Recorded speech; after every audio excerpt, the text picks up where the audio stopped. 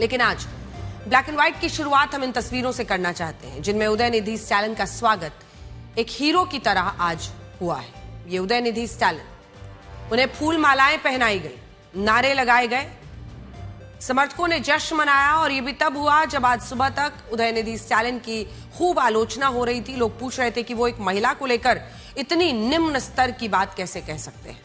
ये वही मामला है जिसमें उदयनिधि स्टैलिन ने तमिलनाडु के मुख्यमंत्री थलपति विजय को निशाना बनाने के लिए अभिनेत्री त्रिशा कृष्णन को लेकर आपत्तिजनक टिप्पणी की थी, क्योंकि दोनों की दोस्ती है और ऐसा लग रहा था कि लोगों में उनके खिलाफ गुस्सा दिखेगा और उनकी आलोचना की जाएगी। लेकिन इन तस्वीरों ने आज एक नई बहस छेड़ दी है और यहां से एक खतरनाक राजनीतिक ट्रेंड भी देखने को मिला है।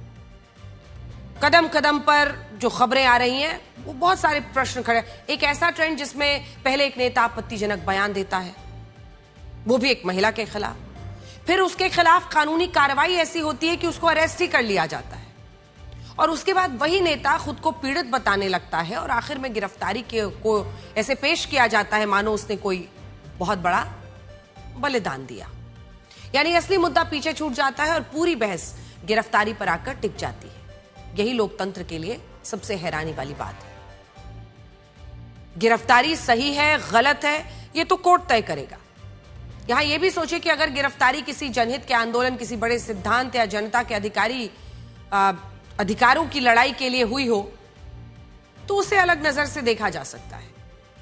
लेकिन यहां पे मामला क्या था?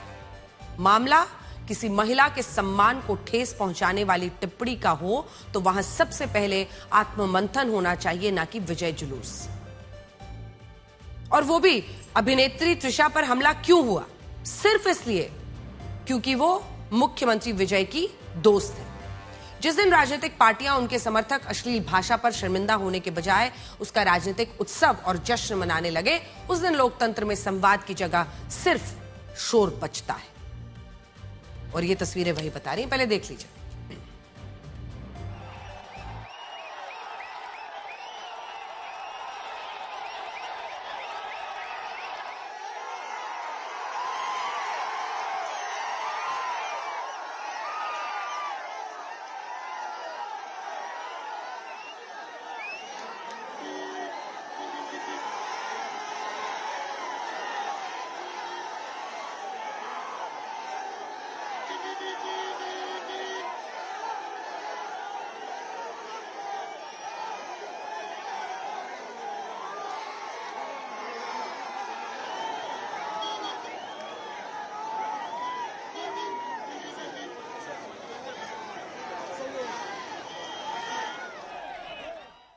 तो वही हो रहा है जिसकी आशंका रहती है।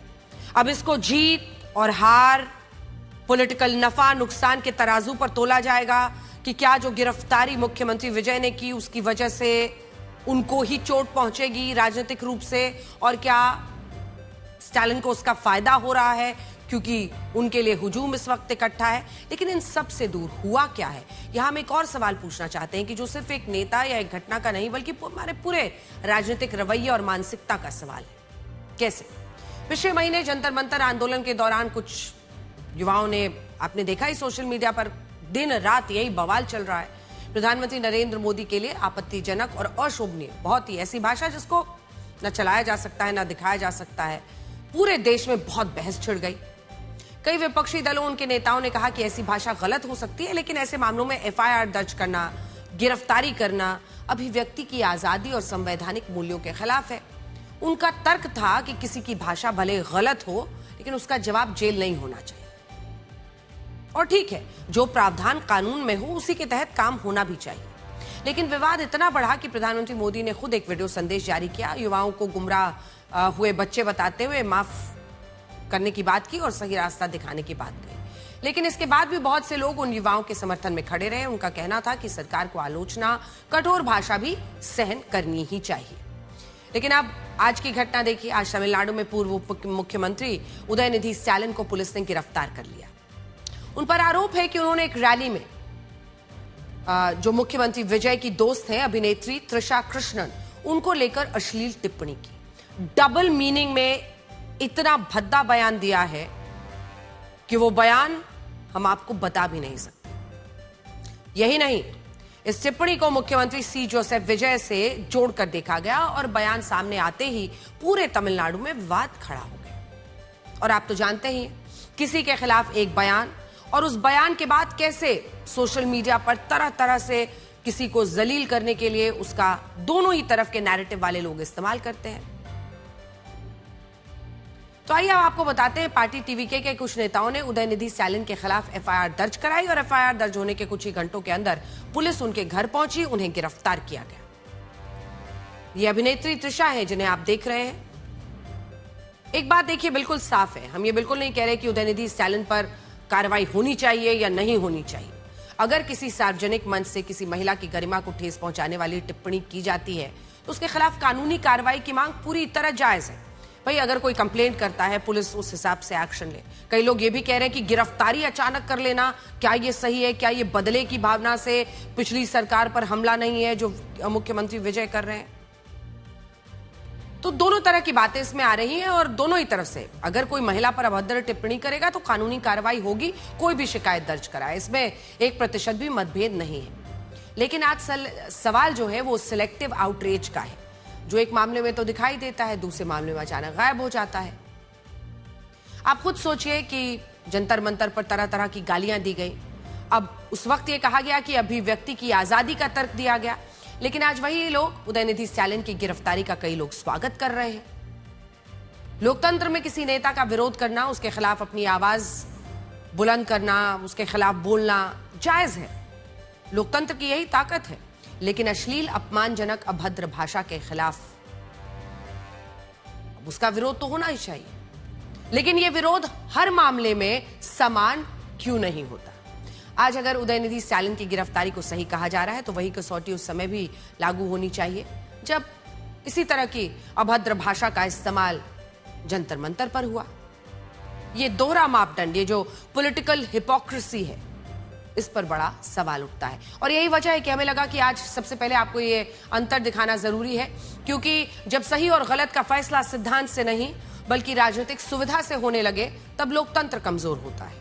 इस पूरे विवाद के 3 किरदार हैं। पहले है उदयनिधि स्टैलिन, दूसरे हैं मुख्यमंत्री सी जोसेफ विजय और तीसरी है अभिनेत्री त्रिशा कृष्णन। और ये पूरा मामला जो है वो 3 अगस्त से शुरू होता है। 3 अगस्त को अगर आप देखें, डीएमके के कावेरी जल विवाद को लेकर एक बड़ी रैली कर रही थी और ये तंजावुर में हो रहा था। उदयनिधि स्टैलिन का आरोप था कि कर्नाटक तमिलनाडु को उसके हिस्से का पानी नहीं दे रहा है। मुख्यमंत्री सी जोसेफ विजय इस मुद्दे पर चुप है। कावेरी का मुद्दा तमिलनाडु के लाखों किसानों की जिंदगी से जुड़ा हुआ है। देखिए असल मुद्दा कैसे, जो गंभीर मुद्दा है वो कैसे पीछे रह जाता है। गाली गलौज, किसने किसको अरेस्ट किया, उस पर मुद्दा चला जाता है। मुद्दे को भटकाने की भी जो स्ट्रैटेजी होती है, इस मुद्दे के बीच उदयनिधि स्टैलिन के भाषण के दौरान भीड़ के एक हिस्से ने अचानक त्रिशा त्रिशा के नारे लगाने शुरू किए। उस वक्त उदयनिधि स्टैलिन चाहते तो भीड़ को तुरंत रोक सकते थे, कह सकते थे कि हम यहाँ किसानों, कावेरी के मुद्दे पर बात करने आए हैं, किसी महिला पर टिप्पणी करनी सही नहीं है। वो ये भी कह सकते थे कि हमारी शिकायत मुख्यमंत्री विजय के खिलाफ है, एक अभिनेत्री का यहां पर नाम नहीं लिया जाना। लेकिन ऐसा नहीं हुआ। पहले मुस्कुराए, उसके बाद उन्होंने ऐसी टिप्पणी की जिस पर अफसोस जताने के लिए भी शब्द कम पड़ जाएंगे। अगर डबल मीनिंग की सारी सीमाओं और मर्यादाओं को लांघकर कोई बयान दिया जा सकता है तो वो बयान उदयनिधि स्टैलिन ने दिया और इसी बयान के बाद विवाद भड़क गया और आज उदयनिधि स्टैलिन की गिरफ्तारी हुई है। पहले ये बयान सुनिए। ஆனா இன்னைக்கு ஒரு சொட்டு தண்ணீர் கூட வரல. ஆனா இத பத்தி இன்னைக்கு இருக்கக்கூடிய முதலமைச்சர் வாயை திறந்து பேசுறாரா? பேச மாட்டேங்கிறாரு. அவருக்கு இருக்கக்கூடிய ஒரே கவலை என்ன? திமுக மேல என்ன பொய் வழக்கு போடலாம், என்ன பொய் கேஸ் போடலாம்.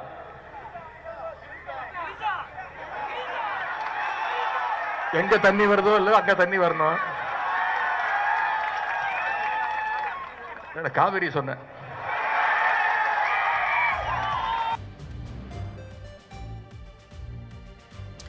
जिस एफआईआर के आधार पर उदयनिधि स्टैलिन को गिरफ्तार किया गया वो मुख्यमंत्री सी जोसेफ विजय की पार्टी टीवीके की एक महिला नेता की शिकायत पर दर्ज हुई थी। टीवीके ने इस मामले की शिकायत राज्य महिला आयोग से भी की है और पूरे तमिलनाडु में विरोध प्रदर्शन किए गए हैं। वहीं दूसरी तरफ डीएमके भी इस गिरफ्तारी को राजनीतिक बदले की कार्रवाई बता रही है। उदयनिधि स्टालिन का कहना है कि उन्होंने किसी का नाम नहीं लिया था और उनके बयान को गलत तरीके से पेश किया गया। उनका यह भी दावा है कि उनके खिलाफ लगाए गए सभी आरोप निराधार हैं। हालांकि वो इस बात से कैसे इनकार कर सकते हैं कि वहां पर त्रिशा के नाम के नारे लगाए गए और उसके बाद उन्होंने ये कमेंट किया। सुनिए। Did you say something wrong yesterday? You decide. You decide. You saw the speech. Did I say something wrong? Did I say something? Anybody's name except the CM's name? No. Why do you think this is happening? This is just revengeful. Sorry. Let the court decide. Let the court decide. I don't want to. इस टिप्पणी के लिए उदयनिधि स्टालिन पर कई गंभीर धाराओं में मुकदमा दर्ज हुआ है। यानी अगर अदालत इन धाराओं में उदयनिधि स्टालिन को दोषी मान ले तो वो कम से कम 7 साल के लिए जेल में जा सकते हैं। हालांकि मद्रास हाईकोर्ट ने उन्हें स्टेशन बेल पर रिहा करने के आदेश दे दिए हैं। इसका मतलब यह हुआ कि पूछताछ के बाद पुलिस स्टेशन से ही उदयनिधि स्टालिन को आज जमानत दे दी गई और कल वो तमिलनाडु के विधानसभा सत्र में शामिल हो सकते हैं। यहां इस बात को भी याद रखिएगा कि उदयनिधि स्टालिन पूर्व मुख्यमंत्री करुणानिधि के पोते हैं, जिनकी सरकार पर आज से 37 साल पहले जयललिता को विधानसभा में अपमानित करने का आरोप लगा था। तमिलनाडु की राजनीति में हमेशा यह चर्चा होती है कि प्रतिशोध में जो भी सत्ता में आता है वो अपने विरोधी को तुरंत ही किसी ना किसी बहाने जेल पहुंचाता है, टारगेट करता है, उसके खिलाफ ऐसी कार्रवाई करता है जिससे एक मिसाल बने। अब देखिए, उस वक्त 25 मार्च 1989 को विधानसभा में मुख्यमंत्री करुणानिधि जो है वो बजट पेश कर रहे थे। विपक्ष ने पहले जयललिता के इस्तीफे और उससे जुड़े विवाद को लेकर हंगामा शुरू किया। बहस के दौरान जयललिता ने करुणानिधि पर तीखे आरोप लगाए और दोनों पक्षों के विधायक अपनी अपनी सीटों से उठकर आमने सामने आ गए और देखते ही देखते सदन में धक्का मुक्की, कागज फेंकना, माइक उखाड़ना, हाथापाई की स्थिति बन गई। इसी अफरा तफरी के दौरान जब जयललिता को सुरक्षा घेरे में लेकर सदन से बाहर निकाल रहे थे, तब जयललिता ने आरोप लगाया कि तत्कालीन डीएमके मंत्री दुरई मुरुगन ने उनकी साड़ी पकड़कर खींची। उनका आरोप था कि उस वक्त उनकी साड़ी का पल्लू फट गया, सेफ्टी पिन निकल गई और उन्हें चोट भी लगी। बाद में उनकी फटी साड़ी वाली तस्वीरें पूरे देश में देखी गई, जिसने इस घटना को ऐतिहासिक बना दिया था और हमेशा इसकी चर्चा होती है।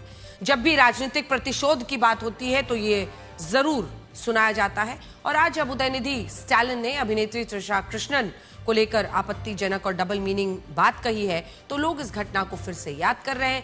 यहाँ एक सवाल और समझिए, और वो ये है कि आखिर तमिलनाडु की राजनीति में जब भी मुख्यमंत्री सी जोसेफ विजय पर हमला करना होता है तो बार बार अभिनेत्री त्रिशा कृष्णन का नाम ही क्यों सामने आता है। उदयनिधि स्टालिन ने से पहले इसी साल फरवरी महीने में बीजेपी नेता नयनार नागेंद्रन, उन्होंने भी विजय पर तंज कसते हुए पूछा था कि वो तृष्णा कृष्णन के घर से बाहर कब निकलेंगे और बाद में विवाद बढ़ने पर उन्होंने अपने बयान के लिए माफी भी मांग ली थी। यानी अलग अलग पार्टियों के नेता, लेकिन निशाना एक ही। अब जरा सोचिए कि अगर किसी नेता से राजनीतिक लड़ाई लड़नी है तो उसमें एक महिला को बीच में घसीटना क्यों जरूरी हो जाता है। आखिर इन नेताओं की मानसिकता में दिक्कत क्या है, या फिर इनकी जो वैचारिक सोच है वो इतनी संकीर्ण, इतनी लघु कैसे है कि वो इससे आगे बढ़ नहीं पाते हैं। और ये मानसिकता आपको राजनीति में हर जगह मिल जाएगी। यहां ये भी देखिए कि मुख्यमंत्री सी जोसेफ विजय और तृष्णा कृष्णन आखिर दोस्त कैसे बने और इस रिश्ते पर इतनी राजनीतिक छींटाकशी आखिर क्यों होती है। इसकी शुरुआत साल 2004 में तब हुई जब घिल्ली नाम की फिल्म में थलपति विजय और त्रिशा कृष्णन को एक साथ देखा गया था। दोनों उसमें एक्टिंग कर रहे थे। उस समय थलपति विजय तमिल फिल्मों के बड़े सुपरस्टार बन रहे थे। त्रिशा कृष्णन भी तेजी से अपनी पहचान बना रही थी। घिल्ली जब रिलीज हुई तो उसने बॉक्स ऑफिस पर धमाका किया। ये सिर्फ सुपरहिट फिल्म नहीं हुई बल्कि तमिल सिनेमा की सबसे बड़ी फिल्मों में गिनी जाने लगी। फिल्म में विजय और त्रिशा की जोड़ी लोगों को इतनी पसंद आई कि दोनों की ऑन स्क्रीन केमिस्ट्री चर्चा का विषय बन गई। इस फिल्म का गाना अप्पड़ी पोडू आज भी तमिल सिनेमा के सबसे लोकप्रिय गानों में गिना जाता है। इतना ही नहीं, 2024 में जब फिल्म के 20 साल पूरे हुए तो इसे दोबारा सिनेमाघरों में रिलीज किया गया और दर्शकों ने एक बार फिर उसी उत्साह के साथ इस फिल्म को देखा। सोचिए, 20 साल बाद गिल्ली की सफलता के बाद दोनों ने कई फिल्में साथ की। 2005 में तिरुपाची, 2006 में आथी, 2008 में कुरुवी फिल्म आई। लगातार हिट फिल्मों के बाद विजय और तृष्णा तमिल सिनेमा की सबसे पसंदीदा जोड़ी में शामिल हो चुके थे, लेकिन फिर दोनों में करीब 14-15 साल तक कोई फिल्म साथ में नहीं की। दोनों अपने अपने करियर में आगे बढ़ते रहे, लेकिन उनके प्रशंसक हमेशा उनकी वापसी का इंतजार करते रहे। कहा जाता है कि इसी दौर में थलपति विजय ने ऐसी फिल्में ज्यादा की जिनमें वो सामाजिक मुद्दों के साथ अपनी एक एंग्री यंग मैन की छवि गढ़ रहे थे। इन्हीं तमाम फिल्मों के बाद साल 2023 में लियो फिल्म आई, जिसमें एक बार फिर थलपति विजय और त्रिशा कृष्णन को साथ देखा गया और दोनों को लेकर फिर से कई अफवाहें उड़ने लगी। ये सिलसिला तब और बढ़ा जब नॉर्वे के ओस्लो में दोनों की साथ टहलते हुए तस्वीरें वायरल हुई। फिर लंदन के हीथ्रो एयरपोर्ट पर दोनों साथ दिखे। तो कुल मिलाकर आप समझ रहे हैं कि इस तरह की एक फोटो और उसके बाद से सोशल मीडिया पर तरह तरह की कहानियां, बातें और इन सब के जरिए कई मीडिया रिपोर्ट्स में दावा हुआ कि दोनों साथ हैं और इस वजह से भी ये एक पॉलिटिकल हथियार बनता चला गया। मतलब विजय को टारगेट करना है तो तृषा पर हमला कीजिए। हालांकि विजय और तृषा ने इन खबरों को कभी सार्वजनिक रूप से खुद कभी नहीं स्वीकारा है और इसी दौरान तृषा के सोशल मीडिया पोस्ट पर भी लोगों का ध्यान जाने लगा, खींचने लगा। उससे भी जो लोग चाहते थे वो तरह तरह की बातें कर रहे थे। थलपति विजय के जन्मदिन पर उन्होंने उन्हें द बेस्टेस्ट लिखकर शुभकामनाएं दी। जबकि 2024 में विजय की फिल्म the greatest of all times GOAT release हुई और इस फिल्म में तृषा का छोटा सा कैमियो था, लेकिन उन्होंने विजय के साथ वही मशहूर अप्पड़ी पोडू वाला डांस स्टेप दोहराया जिसने 20 साल पहले गिल्ली को यादगार बनाया था। फिल्मों के अलावा भी दोनों कई सार्वजनिक कार्यक्रमों में साथ दिखाई दिए हैं। 2026 के तमिलनाडु विधानसभा चुनाव के दौरान दोनों की तस्वीरें काफी चर्चा में रही। 4 मई को जब विजय की पार्टी ने ऐतिहासिक जीत दर्ज की, उसी दिन तृषा तिरुपति बालाजी मंदिर में दर्शन करने पहुंची। कई लोगों ने इसे विजय की जीत से जोड़कर देखा, लेकिन इसकी भी अभी कोई आधिकारिक पुष्टि कभी नहीं हुई है। ना तृषा ने कहा है कुछ, ना थलपति विजय ने। सीएम विजय 10 मई को विजय के मुख्यमंत्री पद के शपथ ग्रहण समारोह में भी तृषा मौजूद थी और 23 जुलाई 2026 को उन्हें चेन्नई के रोहिणी थिएटर में विजय की फिल्म जन नायकन देखते हुए भी देखा गया, जिसके कारण जो नेता मुख्यमंत्री सी जोसेफ विजय की राजनीति के विरोध करते हैं वो नेता उनके समर्थक त्रिशा कृष्णन पर गंदी राजनीति और सोशल मीडिया पर गंदी भाषा का इस्तेमाल करते हैं और ये राजनीति आज भी जारी है। जबकि हमें हैरानी होती है कि हर बार राजनीति में महिलाएं सॉफ्ट टारगेट क्यों बन जाती हैं या महिलाओं को अपनी राजनीति चमकाने के लिए ऑब्जेक्टिफाई क्यों किया जाता है। यहां यह भी सोचे कि जिस मंच पर तमिलनाडु के किसानों की बात होनी चाहिए थी, वहां उदयनिधि स्टालिन ने लाखों किसानों का नुकसान किया। आप इन तस्वीरों को देखिए जो तिरुचिरापल्ली से आई हैं और वहां किसानों ने अपने शरीर को रेत में जिंदा गाड़कर विरोध प्रदर्शन किया है और ऐसा उन्होंने किसी नाटक के लिए नहीं किया है या पॉलिटिकल माइलेज के लिए नहीं किया है, बल्कि इसलिए किया ताकि सरकारों को ये बता सकें कि अगर उन्हें कावेरी का पानी नहीं मिला तो उनकी खेती भी जिंदा दफन हो जाएगी, उनके परिवारों का भविष्य भी दफन हो जाएगा। यानी ये मुद्दा राजनीति का नहीं है, ना ही ये किसी मुख्यमंत्री की दोस्त को लेकर टिप्पणी करने का है या हल्के अंदाज में हंसने का है और डबल मीनिंग जोक्स का है। ये लाखों किसानों की रोजी रोटी है। लेकिन अफसोस, इस गंभीर मुद्दे पर बात होने के बजाय उदयनिधि स्टालिन इस चर्चा को तृष्णा कृष्णन पर लेकर चले गए। वहां पर नारे लगे, उन्होंने भीड़ को रोकने की बजाय उस पर एक ऐसी डबल मीनिंग की टिप्पणी की। फिर मामला बढ़ा, गिरफ्तारी हो गई। उसके बाद से अब रिहाई हुई है और अब माला पहनाया जा रहा है। आज हम आपको इन किसानों की पीड़ा भी दिखाना चाहते हैं जिनका आंदोलन कभी हेडलाइन नहीं बन पाता। कावेरी नदी को दक्षिण भारत की गंगा कहा जाता है, जो कर्नाटक, तमिलनाडु, केरल और पुडुचेरी के लाखों लोगों किसानों की जिंदगी चलाती है। करीब 800 किलोमीटर लंबी ये नदी कर्नाटक के कोडगु जिले के तल कावेरी से निकलती है और तमिलनाडु से होकर बंगाल की खाड़ी में मिल जाती है। इसका कुल क्षेत्र करीब 81,000 वर्ग किलोमीटर में फैला है और सबसे अहम बात यह है कि कावेरी नदी के पूरे बेसिन का लगभग 2/3 हिस्सा खेती के लिए इस्तेमाल होता है। यानी दक्षिण भारत के लाखों किसानों के लिए यह सिर्फ एक नदी नहीं बल्कि उनकी जीवन रेखा है। लेकिन यही नदी कई दशकों से कर्नाटक और तमिलनाडु के बीच विवाद की वजह भी बनी हुई है। और यहां आप कारण भी समझिए।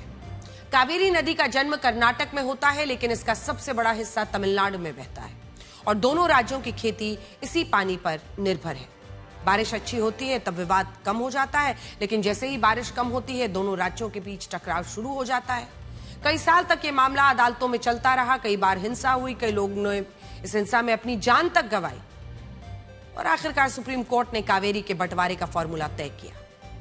कोर्ट ने कहा कि हर साल तय मात्रा में कर्नाटक को तमिलनाडु के लिए पानी छोड़ना होगा। इसके लिए दोनों राज्यों की सीमा पर बिलीगुंडलू नाम की जगह तय की गई, जहां यह मापा जाता है कि वास्तव में कितना पानी छोड़ा गया है।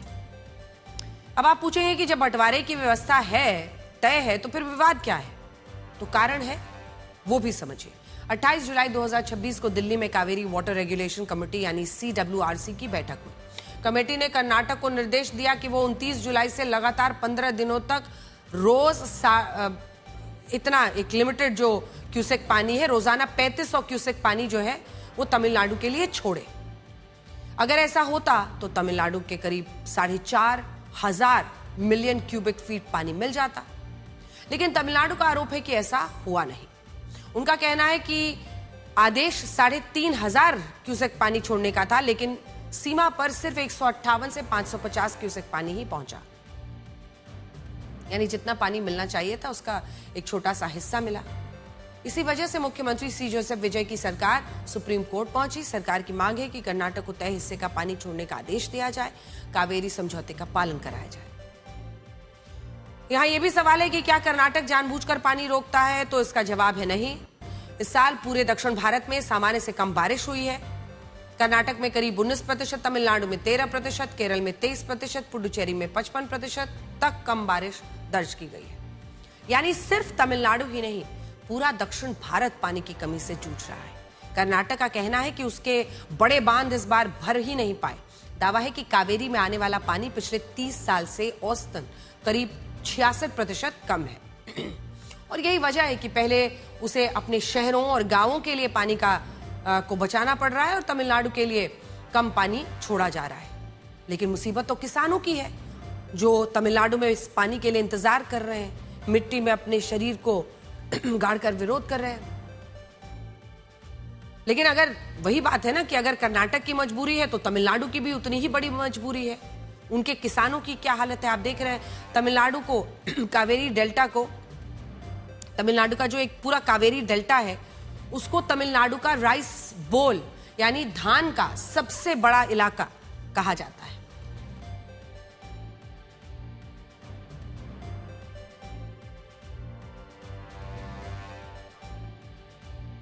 अब ऐसे में उनके सामने क्या स्थिति है? अगर इसी समय कर्नाटक से पानी नहीं आया तो पूरी फसल समझ लीजिए कि खतरे में पड़ गई।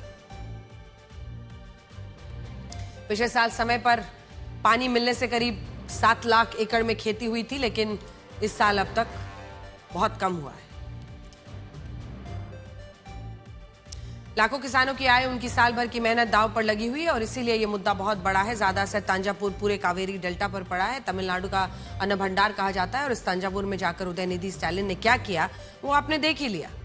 खैर, तमिलनाडु में किसानों का जो विरोध प्रदर्शन चल रहा है उसके बारे में शायद आपको पता भी नहीं होगा और ऐसा न जाने कितने विरोध प्रदर्शन हो रहे होंगे जो कभी लोगों तक पहुंच ही नहीं पाते। इन्हीं में से एक है झारखंड का जेनजी आंदोलन। पेपर लीक, परीक्षाओं में धांधली के उसी मुद्दे को लेकर शुरू हुआ जिस पर जंतर मंतर का आंदोलन हुआ था। लेकिन अफसोस की बात यह है कि इस आंदोलन को लेकर कई नेता, कई राजनीतिक पार्टियां, कई कलाकार, बहुत सारे लोग वैसी चिंता नहीं जता रहे जैसी चिंता उन्होंने जंतर मंतर के आंदोलन को लेकर जताई थी। जबकि दोनों आंदोलन और आंदोलनों का मुद्दा एक जैसा है, छात्र बैठे हैं। झारखंड में तो जो जेनजी युवा आंदोलन पर बैठे हैं उनमें 90% ऐसे हैं जिन्होंने झारखंड लोक सेवा आयोग की परीक्षा के लिए तैयारी की थी और अपने कई साल इन परीक्षाओं को उन्होंने दे दिए थे। लेकिन आज इन छात्रों की डीपी लगाने वाला, इनकी रील्स शेयर करने वाला, इनके मुद्दों पर इंस्टाग्राम की स्टोरी डालने वाला दिख नहीं रहा। ना नेता, ना कलाकार, ना बड़े इन्फ्लुएंसर्स। यह आंदोलन अब तक शांतिपूर्ण रहा है और ये छात्र अपनी मांग रख रहे हैं। आप इन तस्वीरों को देखिए जिनमें बारिश के बीच भी ये छात्र ऐसे तिरपाल के नीचे ठिठुरते हुए अपने आंदोलन को आगे बढ़ा रहे हैं।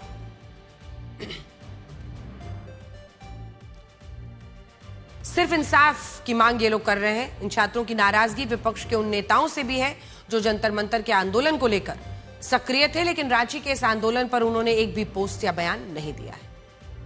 राहुल गांधी पोस्ट नहीं की जंतर मंतर पर। आंदोलन जो हुआ उस पर वो लगातार आंदोलन करते रहे। वो खुद भी, हालांकि वो जंतर मंतर नहीं गए थे, लेकिन वो गांधी स्मृति गए, वो प्रधानमंत्री आवास के बाहर उन्होंने धरना दिया। झारखंड के इस आंदोलन पर उनकी तरफ से अब तक एक भी बयान नहीं आया है। ये भी तब हुआ है जब झारखंड की गठबंधन सरकार में कांग्रेस भी शामिल है। कांग्रेस के 4 नेता हेमंत सोरेन की सरकार में मंत्री बने हुए हैं और खुद हेमंत सोरेन शिक्षा मंत्री हैं। समाजवादी पार्टी के अध्यक्ष अखिलेश यादव ने जंतर मंतर का आंदोलन पूरे जोर शोर से उठाया। उनकी पार्टी के कई सांसद जंतर मंतर पहुंचे, लेकिन झारखंड के छात्र आंदोलन पर अभी तक कोई बात सामने नहीं आई। इसके अलावा 10 से ज्यादा बार जंतर मंतर के आंदोलन में मंच पर दिखने वाले अरविंद केजरीवाल, बिहार में विपक्ष के नेता तेजस्वी यादव, जंतर मंतर जाने वाले जो कई शिवसेना गुट के जैसे उद्धव ठाकरे, उनके बेटे आदित्य ठाकरे, शरद पवार, ममता बनर्जी, भीम आर्मी के प्रमुख चंद्रशेखर आजाद, इस आंदोलन पर अभी कुछ भी बोलते हुए नहीं पाए गए हैं। ये सारे वो विपक्षी नेता हैं जो जंतर मंतर के आंदोलन में सबसे ज्यादा सक्रिय थे। हम ऐसा नहीं कह रहे कि जंतर मंतर के आंदोलन में बोलना, उनको समर्थन देना वो बहुत अच्छी बात थी, क्योंकि छात्र निकले थे और वो इस सिस्टम से, इस व्यवस्था से थक हार कर निकले थे, जहां पर पेपर लीक के बाद पेपर लीक और उनके पूरे भविष्य पर, उनकी मेहनत पर पानी फिर रहा था। आखिरकार जब उन्होंने देखा कि व्यवस्था पूरी तरह से बहरी हो चुकी है, तब वो जंतर मंतर पहुंचे। लेकिन ऐसा ही हो रहा है इस वक्त झारखंड में। उन छात्रों के साथ खड़ा होना जरूरी था, वो पेपर लीक के खिलाफ थे। आज इन छात्रों के साथ खड़ा होना जरूरी है।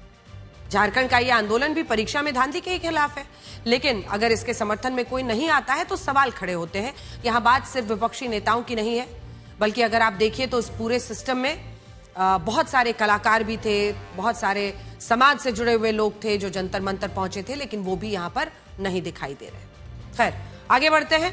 ये तस्वीरें उन तमाम लोगों की हैं, इन्फ्लुएंसर्स की हैं जो उस पर खूब बोल रहे थे, लेकिन इस वक्त वो नदारत है।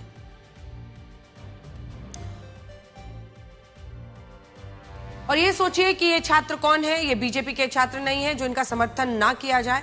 इनमें कई छात्र ऐसे हैं जो कहते हैं कि उन्होंने हेमंत सोरेन और कांग्रेस को जिताने के लिए 2024 के विधानसभा चुनाव में वोट दिया था, लेकिन अब यही छात्र कहते हैं कि आज जब इन्हें इंसाफ की जरूरत है, इन्हें एक स्टेडियम में संघर्ष करने के लिए छोड़ दिया गया है। सुनिए। में जो नीट पेपर लीक हुआ, वहाँ छात्र जंतर मंतर में प्रदर्शन किए, प्रोटेस्ट किए, सरकार से अकाउंटेबिलिटी मांगे। उन्हें अकाउंटेबिलिटी मिली। धर्मेंद्र प्रधान ने रेजिग्नेशन दिया। झारखंड में तो शिक्षा मंत्री भी नहीं है। झारखंड की शिक्षा व्यवस्था को भी सुधार होना चाहिए। यहाँ भी सरकार को अकाउंटेबिलिटी देनी चाहिए। पीसीएस का मुझे लगता है ना, मेरा सपना टूट गया। वो दुख मेरा बहुत अंदर का दुख है। तो कहीं न कहीं मेरा दुख ना इन लोगों का आवाज तो बन ही गया। सोशल मीडिया में आके रोना अच्छी बात नहीं है। जब मैं समाज को सुधारने की बात करती हूँ तो मैं रो नहीं सकती हूँ। मेरे पापा हमेशा मुझे टाइमलाइन देते, बेटा 2022 लास्ट है। हमको भी बहुत टाइम मिला ऐसे बोलकर 2022 लास्ट है, 2023 तुमको देख लिए, 2023 में कुछ होता है तो ठीक है, नहीं तो फिर बेटा हम लोग का भी जिम्मेदारी है, शादी दे देंगे। बात करना छोड़ दिए, घर नहीं बात करते हैं, अब घर जाना छोड़ दिए। हम लोग अपना 15 घंटा 14 घंटा डेली दे, हमारा कोई वैल्यू नहीं। कीड़ा मकोड़ा का भी वैल्यू नहीं। हम लोग कीड़ा मकोड़ा भी नहीं है, कुछ नहीं समझता हम लोग को, कुछ नहीं। हम लोग उससे क्या मांग रहे? रोटी कपड़ा मकान कुछ नहीं मांग रहे, कुछ नहीं। नामैया योजना कुछ नहीं चाहिए, कुछ भी नहीं चाहिए हम लोग को। हम लोग जो मेहनत किए सिर्फ उसका फल चाहिए। पूरा टाइम वेस्ट कर दिया। हमारा प्लान भी नहीं है, हमारा प्लान भी कहाँ है? हम लोग को बताया दिया जाता है कि इस पार्टी से उस पार्टी से, ऐसा भी बात होता है। आपको लग रहा है सर इतना रात हो गया और हम लोग जग रहे हैं, किस पार्टी के लिए जग रहे हैं? यहाँ कोई मेला नहीं सजा है, यहाँ छात्रों का फ्यूचर दाव में लगा हुआ है। हम लोग इतना पीड़ित हैं कि हम बता नहीं सकते हैं। कभी भी नेशनल न्यूज ने हम लोग को इतना बढ़ाया ही नहीं। ये देश झारखंड सिर्फ खनिजों के लिए बनाया गया है क्या? हम लोग को चाहिए कि इस देश के सारे जो नेशनल न्यूज वाले हैं वो आए, दिखाए झारखंड का क्या परिस्थिति है, क्या बना के रखे हैं, कैसा बनाना चाहते हैं। जिस राज्य ने सबको उजाला किया, आज उस राज्य में इतना अंधेरा है कि उसको देखने वाला कोई नहीं है। यही हमारा व्यवस्था है। हम छात्र काफ़ी परेशान हैं, हमारी बातों को सुनिए। आज हमारी मांगे मान लीजिए, हम कल से लाइब्रेरी में होंगे। हमारे यहाँ कोई काम नहीं है, हम कोई आंदोलनकारी या क्रांतिकारी या हंगामा खड़ा करना हमारा कोई मकसद नहीं है। हम छात्र हैं और सिर्फ छात्र हैं। बहुत सारे लोग ये सवाल भी पूछ रहे हैं कि कॉकरोच जनता पार्टी के संस्थापक अभिजीत दीपके इस आंदोलन में शामिल क्यों नहीं पहुंचे हैं। तो अभिजीत दीपके का कहना है कि उन्होंने रांची में धरने पर बैठे छात्रों से वीडियो कॉल पर बात की है और ये कहा है कि वो जल्द वहां आने की कोशिश करेंगे। कल यानी 5 अगस्त से महाराष्ट्र के संभाजी नगर में कॉकरोच जनता पार्टी की बैठक होने वाली है और इस बैठक के लिए दिल्ली से कई नेता वहां पहुंच रहे हैं। बड़ी बात यह है कि अभिजीत दीपके खुद झारखंड के आंदोलन में शामिल होने जाएंगे या नहीं, अभी ये स्पष्ट नहीं है। इस बीच झारखंड में पिछले 11 दिनों से चल रहा छात्रों का यह आंदोलन अब बड़ा रूप लेता जा रहा है। प्रदर्शनकारी छात्रों ने ऐलान किया है कि वो इसी 10 अगस्त को रांची में झारखंड विधानसभा तक एक शांतिपूर्ण मार्च निकालेंगे और सरकार से झारखंड लोक सेवा आयोग और झारखंड स्टाफ सिलेक्शन कमीशन की परीक्षाओं में बड़े सुधार करने, परीक्षाओं को पारदर्शी बनाने, पिछली परीक्षाओं में हुई धांधली की निष्पक्ष जांच करने की मांग करेंगे। प्रदर्शनकारी छात्रों का यह भी कहना है कि वो सीआईडी से नहीं बल्कि सीबीआई से परीक्षाओं में धांधली की जांच कराना चाहते हैं और यही अभी पूरा पेच फंसा हुआ है। मुख्यमंत्री हेमंत सोरेन केंद्र सरकार पर लगातार केंद्रीय जांच एजेंसियों के दुरुपयोग का आरोप लगाते हैं। 2024 में जब लोकसभा चुनाव से पहले उन्हें गिरफ्तार किया गया था तब वो मामला भी ईडी ने दर्ज किया था। ऐसे में झारखंड सरकार को डर यही है कि अगर उसने सीबीआई को ये जांच सौंप दी तो केंद्रीय जांच एजेंसी को झारखंड की परीक्षाओं में जांच करने का मौका मिलेगा और उससे आरोप है कि केंद्र सरकार का दखल झारखंड में बढ़ सकता है। तो दोनों पक्ष हमने आपको बता दिए और इसी मांग को लेकर ये पूरा आंदोलन फंसा हुआ है। प्रदर्शनकारी छात्रों ने 10 अगस्त को विधानसभा तक मार्च निकालने का ऐलान किया है। यहाँ ये भी देखिए कि इन प्रदर्शनकारी छात्रों को झारखंड सरकार या सीआईडी की जांच पर भरोसा क्यों नहीं, इसे आप इस उदाहरण से समझ सकते हैं। इसी साल 12 अप्रैल को जब एक्साइज कांस्टेबल की भर्ती परीक्षा हुई तब पुलिस को यह खबर मिली कि रांची के पास एक निर्माणाधीन इमारत में कई लड़के इकट्ठा हुए जिन्हें परीक्षा की तैयारी कराई जा रही है। जब जांच हुई तो इस इमारत के अंदर 166 लोग मिले। इनमें कई छात्र थे और बाकी सॉल्वर गैंग के लोग थे जो 10 लाख रुपए लेकर कई लोगों को परीक्षा में आने वाले सवाल बताने, जवाब याद कराने का दावा कर रहे थे। जब यह मामला खुला तो कई छात्रों ने बताया कि इस परीक्षा का पेपर लीक हो चुका है और इसमें बिहार का अतुल वत्स मास्टरमाइंड है, लेकिन सरकार और पुलिस ने छात्रों के इन आरोपों को सिरे से खारिज कर दिया है। ये कह दिया है कि यह मामला छात्रों से ठगी का है, ना कि पेपर लीक, और इसी के बाद कई छात्रों ने पुलिस की मंशा पर सवाल खड़े किए हैं और ये कहा कि झारखंड के हर बार पेपर लीक होता है और हर बार इस मामले को पुलिस से दबा दिया जाता है और विवाद ज्यादा बढ़ता है तो उसकी जांच सीआईडी को सौंप दी जाती है। लेकिन अब इसे वो स्वीकार नहीं करेंगे और यही मुद्दा उठाते हुए सीबीआई जांच की मांग जो छात्र वहां पर हैं वो आंदोलन कर रहे हैं, जिससे कई लोग स्वेच्छा से अपनी मदद के लिए आगे आ रहे हैं और छात्रों ने भी कहा है कि वो मरते दम तक संघर्ष करने के लिए तैयार है। कार हमारी ऐसी नौबत कर दी है, अस्पताल लेके अभी मांगना पड़ रहा है। इस सरकार का जैसा रवैया उससे दुख भी बहुत है, क्योंकि आज आप देख रहे होंगे 10वां 11वां दिन हो गया है लेकिन अभी तक कोई किसी ने पहल नहीं लिया है। सीआईडी को जांच करने दे देता है, सीआईडी तो जांच करके देता है, सरकार का होता है, जो चाहेगा वही करवाएगा। हम लोग को एक ही उम्मीद है कि सीबीआई को सौंप दे ये चीज। 10 तारीख का हम लोग को कॉल है विधानसभा घेराव का। हमें उम्मीद है उस दिन झारखंड सरकार की नींद उड़ने वाली है, क्योंकि झारखंड के रांची शहर में वो जनसैलाब उबड़ेगा जो आज तक कभी हुआ नहीं था। सहयोग जो है ये देख करके छात्रों का उत्साह और बढ़ा है और इसीलिए जो लड़ाई का जो साहस है वो छात्रों के बीच में और बढ़ा है और जब तक मांगे हमारी पूरी नहीं होगी हम लोग लड़ेंगे। सरकार से ये कहना चाहूंगी कि हम आंदोलन करना चाहते थे, ऐसी बात नहीं है, आपने हमें मजबूर किया है तो हम घर छोड़ करके आज एक खुले आसमान के नीचे बैठे हैं, आंदोलन कर रहे हैं। का जो आरोप है कि सीटें बेच दी जाती है, आम बच्चे जो तैयारी करते हैं वो टकटकी लगाए बैठे रह जाते हैं, नौकरी कोई और ले जाता है, पैसे वाले को नौकरी मिल जाता है। तू इधर उधर की बात ना कर, ये बता कि कारवा किसने लूटा। रहजनों से कोई गिला नहीं है। जेपीएससी अध्यक्ष, JSSC secretary, they all are the by product of your government, they are the by product.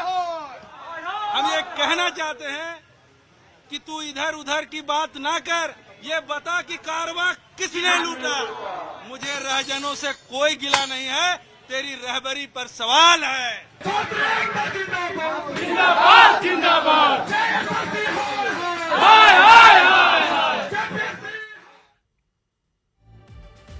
इस आंदोलन पर मुख्यमंत्री हेमंत सोरेन ने भी पहली बार कोई बयान दिया है और ये कहा है कि छात्रों को न्याय मिलकर रहेगा। वो प्रदर्शनकारी छात्रों से जल्द संवाद करेंगे। सुनिए। छात्र लोग आपसे 2 वोट की उम्मीद कर रहे हो लगातार। आपको पता है, मैंने पहले भी कहा है, सरकार के आँख भी हैं, कान भी है, संवेदनशीलता भी है, और हम कितनी गंभीरता के साथ चीज़ों को देख रहे हैं ये तो मैं सीना चीर के तो नहीं दिखा सकता, लेकिन ये जरूर है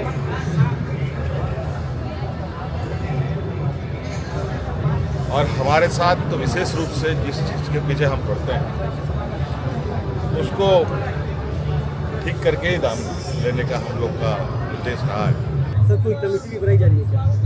कोई डेलीगेशन भी मिलेगा क्या सरकार के स्तर पे? सरकार से कोई डेलीगेशन जाएगा क्या संवाद के लिए?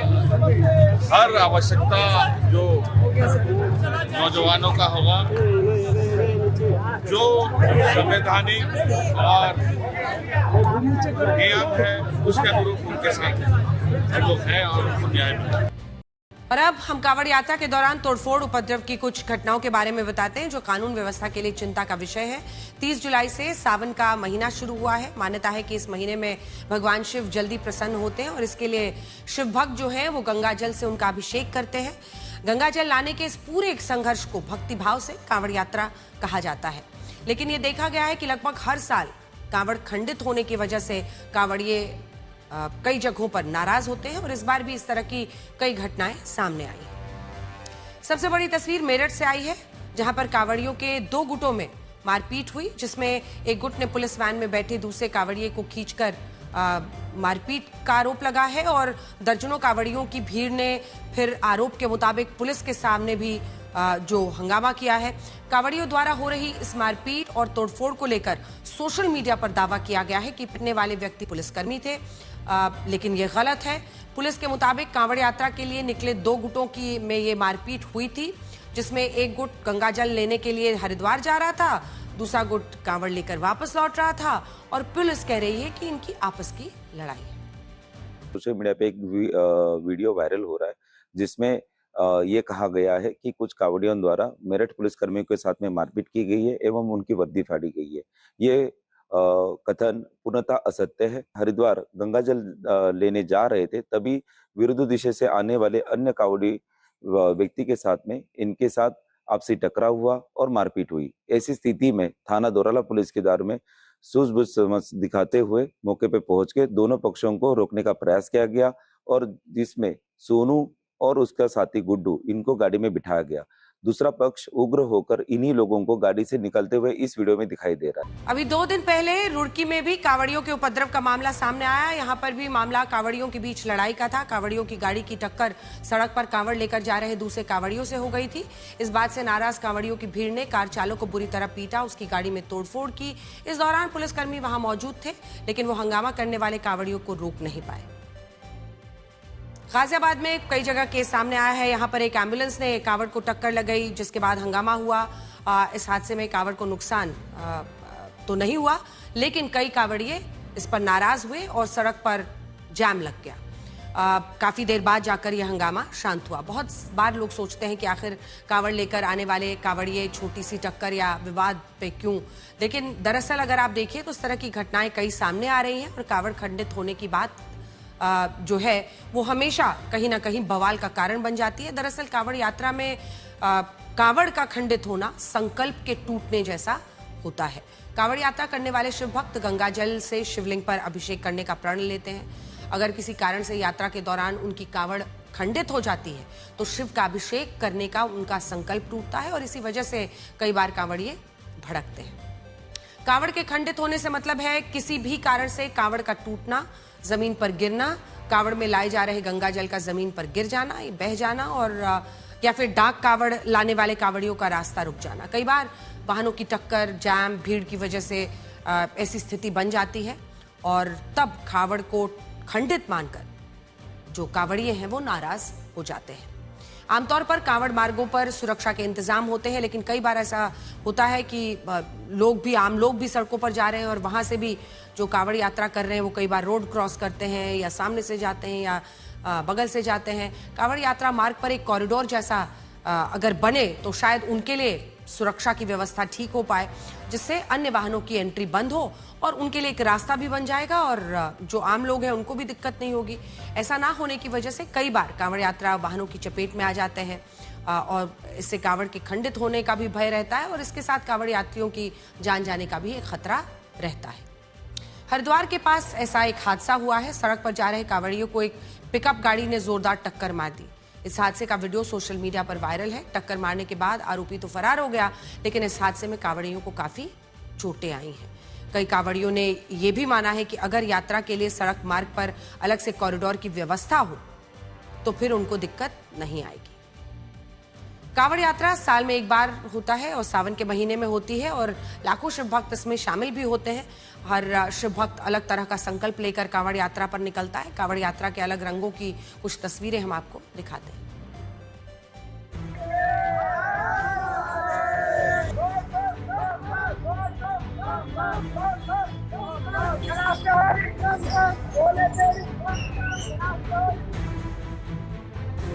और अब आपको बताएंगे कि आखिर एक लड़की, एक महिला अपनी सुरक्षा के लिए आखिर क्या क्या करे, आखिर कहां जाए। उसने स्कूल बदला, रास्ता बदला, पुलिस की चौखट पर गुहार लगाई और तो और समाज के दबाव में आकर पंचायत में समझौता भी कर लिया, लेकिन इसके बावजूद वो इस दरिंदे की नजरों से बच नहीं पाई। फरीदाबाद से एक ऐसी खौफनाक वारदात सामने आई है जो सिर्फ एक हत्या नहीं बल्कि हमारे समाज, हमारी व्यवस्था के उन तमाम दावों पर बड़ा सवालिया निशान है जो महिलाओं की सुरक्षा का दम भरते हैं, लेकिन उनके साथ क्या करते हैं वो देखिए। फरीदाबाद का सिकरौना इलाका, एक प्राइवेट स्कूल में घुसकर महिला टीचर की चाकुओं से गोद गोद कर हत्या कर दी गई। यह आरोपी काफी दिनों से इस टीचर के पीछे पड़ा हुआ था। ये महिला इससे बिल्कुल भी मिलना या बात नहीं करना चाहती थी। आरोपी मुंह को ढककर स्कूल पहुंचा, खुद को महिला टीचर के पति के रूप में पेश किया और बहाने से क्लास से बाहर बुलाया। जैसे ही महिला क्लासरूम से मेन गेट की तरफ पहुंची, आरोपी अमित ने बिना एक पल गंवाए उसका हाथ खींचा, ताबड़तोड़ चाकुओं से हमला कर दिया। उसने महिला पर 34 बार चाकू से हमला किया। मौके पर पहुंचने के बाद भी स्कूल के प्रिंसिपल भी महिला को बचा नहीं पाए। वारदात को अंजाम देने के बाद आरोपी बाइक पर बैठकर फरार भी हो गया। हालांकि पुलिस ने कुछ घंटों बाद उसको गिरफ्तार कर लिया है।